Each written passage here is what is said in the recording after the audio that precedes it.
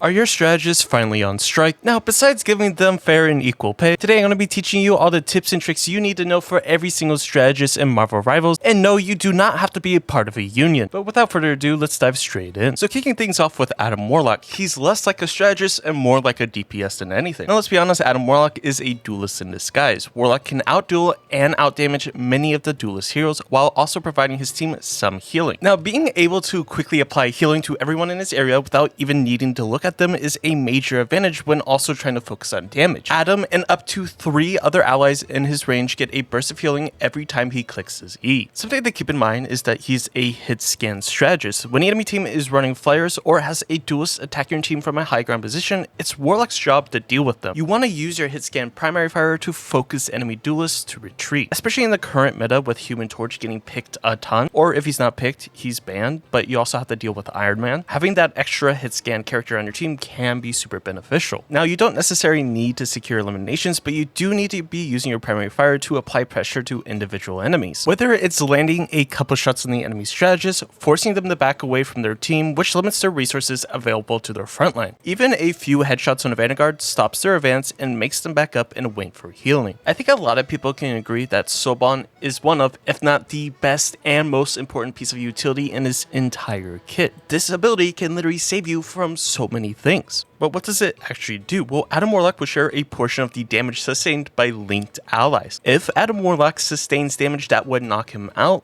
due to the link, then the link will be broken and he will retain 1 health. The link will also break once enough damage is sustained if Adam Warlock or the linked allies leave the link's range, or after a certain length of time has passed, then it'll break. Now, it does 15 healing a second with a 6-second duration, and the maximum damage shared per target is 250 HP. Now, it did get a slight nerf with the cooldown being 40 seconds now. Now, Soban can be used to survive enemy ultimates like Iron Man, Scarlet Witch, and even Magneto, and much more. But where Soban thrives so much is playing against dive heroes. If the enemy team has characters like Venom, Spider-Man, Black Panther, Psylocke, and so on, Soban is a great way to keep yourself and your friendly strategists and even your close allies safe from that enemy dive. It's essentially one get out of jail free card to survive one enemy dive. But you do have to keep in mind that it has a 40-second cooldown again, meaning you have to be very smart and very strategic of when you use this very important ability. Now, I just want to quickly talk about Avatar Lifestream. This is his main heal ability. You target an ally or yourself for bouncing a stream of healing energy, which also heals himself upon casting. The total healing amount is 95, with the healing amount for himself at 35 with the number of bounces too. A lot of numbers, but decent healing. So when it comes to the Avatar Lifestream ability, you don't need to be looking at teammates. As long as Adam Warlock has some line of sight, not blocked by a wall, etc., he doesn't need to look at any teammates to bounce Lifestream healing to them. You always want to do your best to be in range of multiple allies. More allies in range means more total healing, faster ult charge, and more sustain for your team. It also has a relatively short cooldown with a short 6-second cooldown. You want to use 1 charge anytime you see allies not at full HP. And do your best to try to space out the 2 charges. If you use them both charges rapidly, you'll be left with no way to heal yourself or your allies until both of them come off cooldown. I do my best to try to save my Avatar Lifestream until I see multiple allies low on HP, then I use it. Maybe your teammates have lost, 10 HP. Well, try to get your other healers to top them off. Because again, you get more value when you have a lot of allies near you that are low. There's no reason to be using this long cooldown for 10 HP for teammates. Now, I want to talk about his ultimate. Hopefully by now you understand how his ultimate works. You use your ultimate, there's a little bit of an animation, then there's a radius around Adam Warlock himself. Allies within that radius will get revived. That radius moves as Adam Warlock moves because it's attached to himself. There's 2 different ways to use your ultimate. Either all of your teammates die, you're the last one up, and you want to pop that wrist to get them back up, ready for the fight right away. Or you can pop it right before a fight. Usually this comes with a lot of game awareness. You've been playing the game for a while, you know what ultimates are going to be used, what to expect, what you're looking for, things like that. Maybe your teammates want to go for a rather ambitious play. It's a high risk, high reward play, and they'll probably get eliminated. Knowing that you will instantly be brought back into the fight, there's no reason why they wouldn't go for that play. And you won't have to actually worry about the animation of the ultimate because they'll just get instantly rezzed and you'll be back in the fight in no time.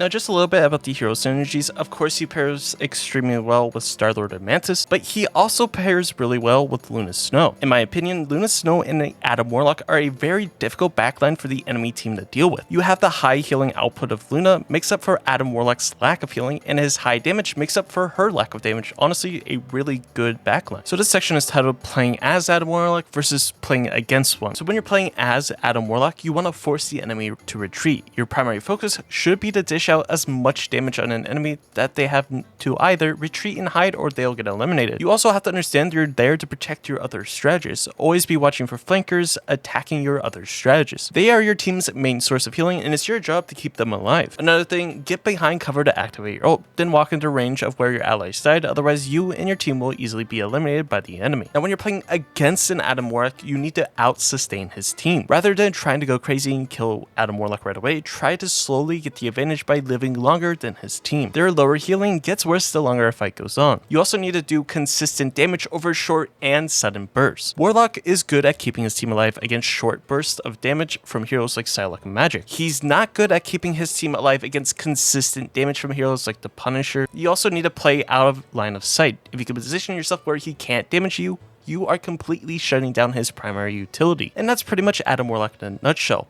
Playing like a duelist, making sure you're playing with your team, and being super aware of what the cooldowns are for both your healing life stream and your soul bond ability. Now again, Adam Warlock is one of those strategists that relies heavily on game awareness, game sense, positioning, things like that. If you want to know how to position better in Marvel Rivals, make sure to check out my positioning guide at the top right, or browse my channel where I have countless of Marvel Rivals videos, guides, whatever you need to help you improve. Now we move on to the dynamic duo of Cloak and Dagger. Now where Adam Warlock had specific tips and tricks for each ability, Cloak and Dagger heavily relies more on the gameplay side. For example, Cloak and Dagger may share the same key or button bindings for their abilities, but they have their own cooldown timers. This means you can use Dagger's healing veil and immediately swap to Cloak and Dagger to use his Terror Cape Veil without needing the wait on. If you want to know how much longer cooldown has on the other character, a small icon will appear in the bottom right of the screen showing the cooldown progress. Now while Cloak has unlimited ammo, Dagger doesn't. For a neat tech, swapping to Cloak will reload Dagger's weapon for you automatically. But since Dagger shots can bounce, be sure to utilize the mechanic to heal obscured teammates. Now honestly, if you end up getting eliminated and are running back to the team, practice banking shots on walls. Oftentimes you can start healing your team before you even see them again. Now Cloak's Terror Cape can really help your team secure eliminations. You can quickly swap to Cloak, throw out a wall, and return to Dagger. This will blind impacted opponents and essentially give your team a damage boost. Following that, Dagger's healing bubble does the most healing per second, but its radius is pretty small. This makes it difficult to reliably keep your teammates inside it when they need healing. You may often find it times advantageous to hold on to that ability for yourself, since it's the only way you can heal yourself, although you can sort of heal yourself by using your primary attack when hitting ally because it is an AoE effect, but most of the time you want to use Dagger Storm for yourself. Now try your best to not overuse Cloak. It may feel tempting to drain an opponent's HP bar, but your team does lose a healer when you do this. So focus on using Cloak for defending yourself and the backline. If there is a hard to hit character like Spider-Man, Iron Fist, or any of the flyers, it may be more effective for Cloak to try to get the elim on them than for Dagger to heal your teammate trying to fight them off. You should really try to practice with Cloak's Shroud and master it. This timing can be difficult to learn, but it's the reason the character can be a very good pick. It has a 12-second cooldown, so you don't have to save it for niche situations, but you don't want to spam it and miss key opportunities to protect you or your team. You can also use it to simply escape a tough combat situation, since you can completely vanish and can fly. You can completely throw yourself out of a tight spot and regroup with your team. Similarly, Cloak's Shroud can be used to give your team a quick advantage in basic combat. It of course works great for blocking ultimates as well, but it also protects against basic combat damage too. Simply activate it over your team in combat and allow them to deal lots of damage without being shot at the back. This brief moment of invincibility can make the difference in winning a fight. To more useful scenarios, by using your basic attack in Dagger's form, you can make your head hitbox a lot harder to hit, so it'll be a lot rougher for the enemy team for characters like Hawkeye or Black Widow or even Hela to try to land that crucial headshot onto you. Now her quick shots of healing are great for keeping a teammate alive, but not great for bumping their health back to full in the middle of combat. So don't wait until your teammate is at a critical HP to start healing them. If you need an emergency heal, try using her healing wall to boost the HP they receive, then use your Dagger Storm. Now let's quickly talk about the pros and cons for Cloak and Dagger. First, they have a dedicated healer or a DPS modes for versatility. They have a rather strong healing ultimate and can do some damage. Cloak can negate enemy ultimates. They also have auto-aim healing, can heal around corners, and Cloak defends against great divers. But alas, no character is perfect, so there always are going to be some cons. First, there's very little team-up potential. The only real team-up is with Moon Knight, and it's not the best in the world. Something you also have to consider is that they're easily targeted during ultimate animation by either a Hawkeye, a Black Widow, or even a Magneto. All of these are ways that can shut down the ultimate very quickly. Now, besides using Cloak's Vanish, overall they have a rather slow movement speed in comparison to some of the other strategists, making it so that they can get cut out rather easily if they have that Vanish on cooldown. The next hero on the list is a member of the Fantastic Four, and is still a pretty decent pick for Season 2. She has an incredible team up with Johnny, and that's none other than Sue Storm, otherwise known as Invisible Woman. Like I said, I already have a ton of videos dedicated to some of these specific heroes, like guides, so I'm only going over some tips that you should probably know if you're just trying to pick up the character because you need a fill. But anyways, let's start talking about gameplay tips and tricks. First and foremost, the force push and pull is probably her best ability. You can use it to push opponents off the map for eliminations, pull them away from healers and into danger. You can either push them off an object or prevent a fleeing enemy from escaping. The 55 damage gives it a great finisher as well, especially on opponents who can be very evasive when at low HP. You do need to be careful not to push or pull opponents that your team are about to eliminate. Moving them can make them miss or lose track of their opponents, which can sometimes lead to them escaping. Following that, you have Psionic Vortex, which on mouse and keyboard, it's the shift button, and this ability can knock flying characters out of the sky if you hit them in the air at their feet or manually detonate under them. The pull from the orb center will quickly drag them downward while dealing a solid amount of damage. Now, the Vortex can also block or remove deployables like Punisher turrets, more squids, or Penny's mines and spider nests. It may not be a 100% destroy a turret on its own, but it can weaken it enough that an ally can easily finish it off. Now, you need to get into a really good habit of saving your double jump for when you are being flanked or an ultimate is triggering. Use it to jump backwards or towards cover so that you can heal and quickly return to your team. If you overuse it to move around faster, you will often find yourself in a pinch with no way to escape. A healer that is missing for 5 seconds, it's much better than an eliminated one. Now, her ultimate ability will rapidly heal, but it does not make you invincible. If opponents target you or hit you with a high damage ultimate, you can still be eliminated. If you die, your shield will instantly drop regardless of how long it's been activated for. If you hear Iron Man or Magneto start to ult, double jump out of the circle so that they can't see you. That's why it's very crucial of knowing when and where to use your jump ability. You also need to pay attention to the status of the ultimate status of your other healers. When your team needs a healing ultimate, you don't want to double ult with your team. If you both have it ready to use, try to use the ultimate status quick chat to notify your team, or talk in game chat, something that even people in eternity still don't do. Find that at the start of the match, when you are defending, you can use your double jump during the prep phase to quickly make your way to the enemy spawn. Right as the doors open, you can launch a vortex at the door of their spawn and quickly retreat with a double jump back to your team. While the orb doesn't necessarily get an elimination on anyone, it will get you a head start on building your ultimate by about 5% on your average. Now, you don't have to go all the way to their spawn. You can throw it from a distance and do the same exact thing. It just depends on whatever you want to do. Now, a massive part of Invisible Woman's is her healing shield, which is her secondary attack. Right click for mouse and keyboard. This can be placed on a flying character, especially like a character like Human Torch or Iron Man, and give them both healing and protection. This can let you focus on the ground team without needing to constantly look up and respond to need healing requests all the time. The flying character can use the shield like a recharge station and return to it once they take damage if you allow it to stay there. What typically is what I like to do is place it at one spot where my flying character is. Maybe the flying character is up a little too far and I can't reach them with my healing. You should tell them to go back, go to that shield, it will heal them, but for whatever reason your flying characters will never listen to you, but it is something you can say. Now, if you are on low HP or under fire, but can't afford to jump away to self-heal, place your shield on a nearby ally. While you can't place the shield on yourself, placing it on an ally allows you to move behind it and heal yourself. Even if they are both using it for healing, you both can use it to recharge at the same time. Now, your force physics, which is again your push or pull ability, allows you to dodge and save yourself from a lot of different ultimates. If you see a Doctor Strange dropping into ult, use your push to knock them away quickly before the animation triggers and it will severely lower the effectiveness. The same applies for characters like Spider-Man, Penny Parker, Bruce Banner, or even Magic. Finally, let's quickly talk about pros and cons. The first pros are flexible in healing and damage output. She's great at healing multiple targets at once because the healing does pierce. She also has very solid crowd control abilities. She has a decently strong ultimate. She's very evasive and difficult to get a kill on. She's great for teams that move as a unit and don't split up. And she's probably one of the better options to heal flying characters. But with that being said, she does have some drawbacks. She has a relatively low range on her primary fire, even though it pierces and can hit multiple enemies going through and back at the same time. It doesn't have the best range. And you also have to understand you must be close to fights to heal, putting you into more danger. And she's going to have a rough time healing your diving ally since you lack, of course, that range. But overall, still a pretty solid character if you need to fill, especially during the strike. More like a duelist, less like a land shark. Our next strategist on the list is, of course, Jeff the Land Shark. I mostly see him, again, more like a diving duelist rather than anything else. But let's just quickly go over some tips and tricks for his gameplay. Now, this might actually be a surprise to many players, but Jeff is actually not a DPS character. His role is actually listed as a strategist, but let's be honest, that role doesn't actually matter. What you can do to be a little bit more helpful to your team is dropping some bubbles on point and then rushing the opponent's backline. I know you want to save your bubbles for yourself, but at least try to help your team out a little bit. Come on. Now remember, Jeff's bubbles can be popped by allies or Jeff if they're at full HP. This means it isn't helpful to litter them on top of where they are actively fighting. Try and place these bubbles in places nearby the fight, but not so close as to accidentally get used.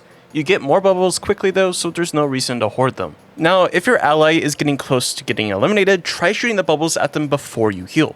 The instant HP burst can give them a quick recovery combined with the healing boost it gives. This will make your healing beam much more effective. Jeff can be frustratingly hard to kill. Use this to your advantage. If your team goes down, you don't have to get eliminated with them. Dive underground and retreat, or you can circle the objective and stall if you need more time.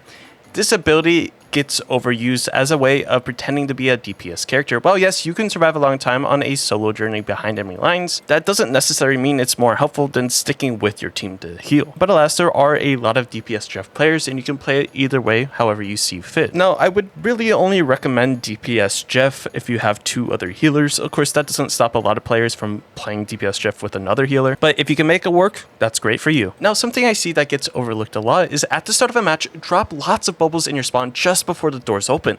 This will give your team a quick speed boost to the objective. You will recharge those bubbles quickly, so don't be afraid to use them for movement boost, depending on the area you are in. You can even drop additional bubbles as you make your way forward. You don't need to use these bubbles yourself since you move fast underground anyways, so let your team use them as well. Now, for pros and cons when it comes to Jeff, I really don't see that many cons with him. I think he's a great character. He's super annoying, super frustrating to deal with. He can heal super effectively. He can use his ultimate both for offensive plays and defensive plays, whether that's saving your team from certain doom or getting an ult of all the enemies. Now moving on to the God of Mischief, we have none other than Loki, and he's probably hands down my favorite strategist in this entire game. So let me know what your favorite strategist is in the comments down below. But anyways, here's some tips and tricks for gameplay as Loki. Now probably one of, or if not the most important piece of utility in all of Loki's kit is Regeneration Domain. The Regeneration Domain ability converts all incoming damage into healing for your team within that little circle or radius. It can save you things from Iron Man's ult, Magneto's ultimate, Scarlet Witch's ultimate, the list goes on and on. Now, it has a relatively long cooldown, so you have to be aware of when and how to use it. So a lot of game sense is needed to get the maximum value. Now, following that, you always want to do your best to have the maximum amount of clones out at a single time. The more clones you have out, the max is 2.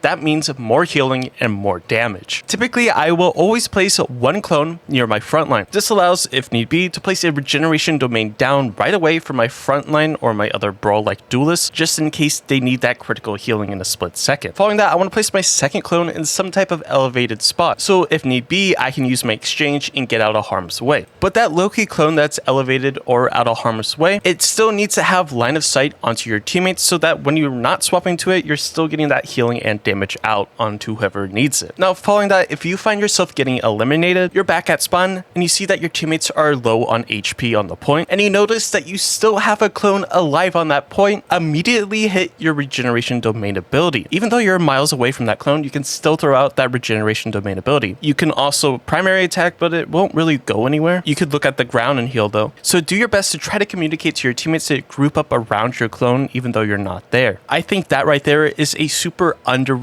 tool that you can use to your advantage when you're playing Loki, and a lot of people still don't do. Loki's primary attack and heal is a splash projectile, so you have to keep in mind that you want to be aiming at your teammates' feet or at the enemy's feet to be doing a ton of damage. Now let's talk pros and cons.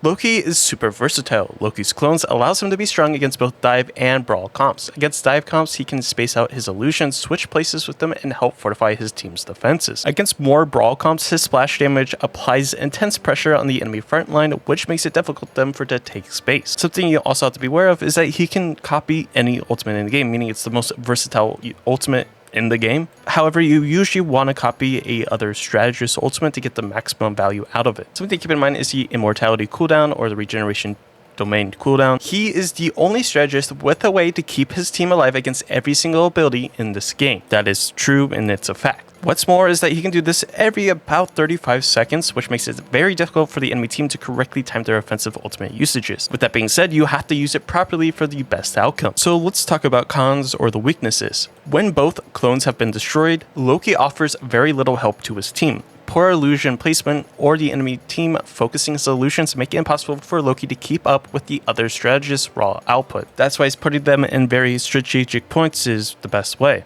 I guess you consider Loki's ultimate both a pro and a con at the same time. It's a pro that you can use any ultimate in the game essentially, but the con is if your team suddenly needs a defensive ultimate, but there are no strategists with a defensive ultimate in your line of sight, well, there's nothing you can really do. The same can be said if you want to combo with an offensive ultimate with teammates, but suddenly you can't find your planned copy target. I guess that's the only real downside about that. Now let's move on to our queen of K-pop. We have none other than Luna Snow. So let's actually start off with Luna Snow talking about her strengths or her pros. First, she has a super high healing output that wasn't even affected in season 2. So between her light, ice, primary fire, ice arts, share the stage, and her ultimate, Luna Snow has nearly endless resources, which to heal her team entirely. Her combination of active and passive healing places Luna leagues above the rest of the other strategists in raw stats and the ability to keep her allies' health up all the time. She also doesn't need to switch between damage and healing, which also allows her to maximize healing uptime. She also has one of the better stuns of the game, so not only does Absolute Zero render its target frozen in place, but Luna heals up almost half of her HP before the freeze ends. So when being attacked by a flanking enemy duelist, if you can hit them with her freeze stun, it pretty much solidifies the enemy's death. Fate of both worlds duration is very generous, which gives Luna and her team ample time to make game-winning plays, both 40% healing and 40% damage switching between the two. Let's talk a little bit about the weaknesses or cons of this character. I will say one big weakness is she doesn't have the best mobility. Now, yes, technically she has smooth escape, but that is only really helpful to get her back from spawn a bit quicker and can't realistically be used as an escape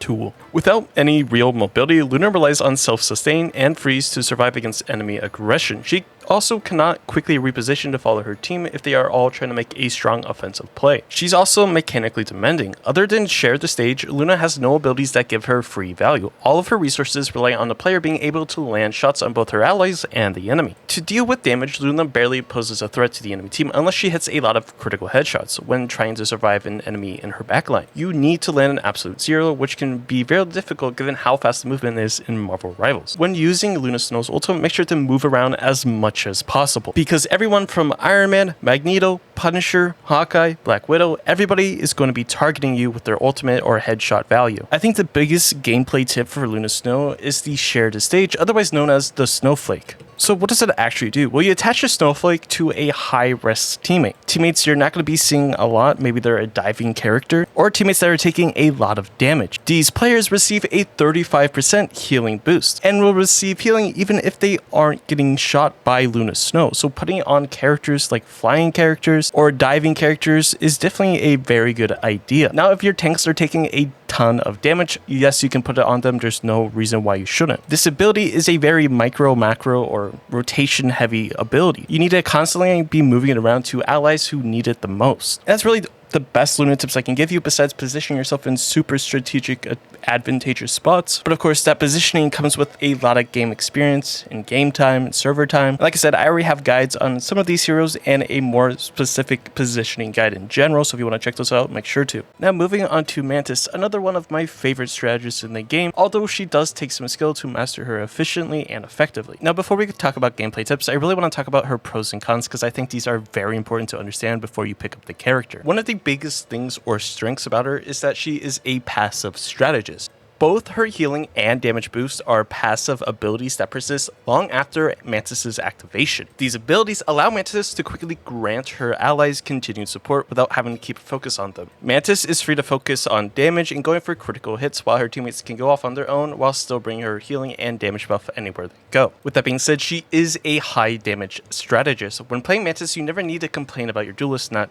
eliminating anyone, because she takes matters into her own hands and becomes the queen of eliminations. Her damage puts immense pressure on vanguards trying to take space against your team and helps your teammates out-damage any enemies that are engaged in duels with. She also has a very good AoE stun. Spore Slumber, which is her sleep, is super easy to land on high mobility enemies because of its large area of effect. Throw your sleep at the ground as an enemy melee flanker is dashing through, and you can secure the knockout on your own. With that being said, there are some pretty big and apparent weaknesses with this character. The first is difficult resource management. All of her abilities share the same store of 4 life orbs. The most difficult component to playing Mantis is optimizing life orb usage. Knowing when to self-damage boost, ally damage boost, or grant them healing requires rapid decision making. At the exact same time, you also need to develop the ability to track which allies still have the active life orb on, and which ones are almost at the end of duration by looking at the right side of your screen. Now, they did change some things, so they do stack so they can last a little bit longer, so you can manage it better, but still,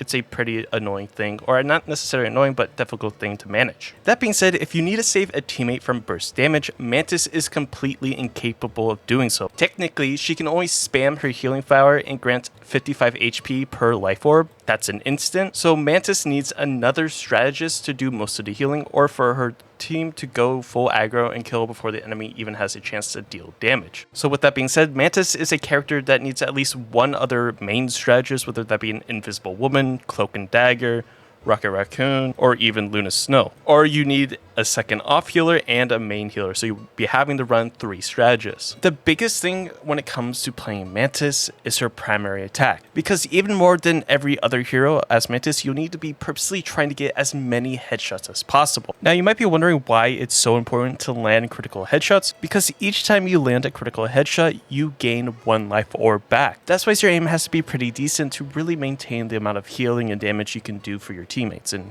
help. Now, aiming a bit high and to the right of your opponent's head will help you increase your critical hit percentage. Something to also keep in mind is that Life Energy Blast has a very slight arc trajectory, even though it says it doesn't. It is there. Now I'll say the way of using your life orbs completely depends on your own playstyle. If you have a Black Widow on your team or some type of high damage DPS, then you probably want to boost them with a damage boost and a healing at the same time. If you don't have any of those characters on your team, then you should probably be self-damage boosting yourself or someone who's about to go for an ultimate, things like that. When you're self-damage boosting yourself, you have to play a little bit more aggro to really get those hits down. How I like to see it as is if you self-damage boost yourself, you really need to get out there and get that damage out because that's what you're meant to do. But if you have those duelists that do a ton of damage, again, for example, Black Widow, then I would really try to damage boost them off a cooldown. So the 2 big things to keep in mind for playing Mantis: she's very mechanically demanding, meaning you have to have pretty decent aim, and you have to be aware of when and how to rotate all of your abilities to maintain maximum life orb usage and everything like that. And I do have a Mantis guide coming out soon, so make sure to check that out. Now we move on to our last, but certainly not least strategist, and that's none other than the lovable but hated Raccoon. Now Rocket got some insane changes in season 2, both how his healing and his ultimate works. And if you want to know all the changes, make sure to check out my guide. But here are some new and updated tips about playing this character. Now, while it is a popular strategy, please do not be a Rocket heal bot. By heal bot, I mean you stay way in the back and exclusively heal, never shooting, aka no damage Rocket. If an opponent pressures you, you always run. With the changes made to Rocket, you can't really do that anymore. You have to play a little bit more up and be a little bit more aggressive. Don't be afraid to get a little bit closer to the action. Your weapon can help finish off low health opponents. Rocket honestly does an insane amount of damage, especially if you land critical shots with the massive ammo magazine. Another thing to keep in mind is Rocket's BRB. This is his res beacon the beacon that gives armor and a jump boost. You always want to be moving it up accordingly with your team. It has a 50-meter radius, and although 50 meters is quite a radius, it's not necessarily infinite. Like I said, as your team pushes up, try to move it up as well so you can get the maximum value out of it, that being a res. And if you have a sinking feeling that it's not in the best spot, all you have to do is repress the button that you placed it with and it'll be on a 5-second cooldown. However, if it's slightly damaged and you press that button again, it will be a 45-second cooldown. That's the same exact cooldown time if a teammate respawns on it, 45 seconds. Now, another big change is Rocket's ultimate. It's now both used as an offensive and defensive ultimate for a strategist. It's offensive because it provides a damage boost, defensive because it provides healing or overshield, whatever you want to call it. It can be used to save you from a lot of different ultimates, so it's very good to use it defensively. Now, because of the changes, it got a reduction of an HP to 800 HP, meaning it's a top priority for enemies to get rid of it quickly. So I always recommend trying to place it up high to where it still hits your teammates, but it's kind of a hassle for the enemies to shoot at it. If the enemies are shooting at it, that means the enemies are looking up, not paying attention to what your own team is doing, so you can easily get picks on them. Now let's quickly talk about pros and cons. First, for pros, Raccoon could be pretty hard to kill.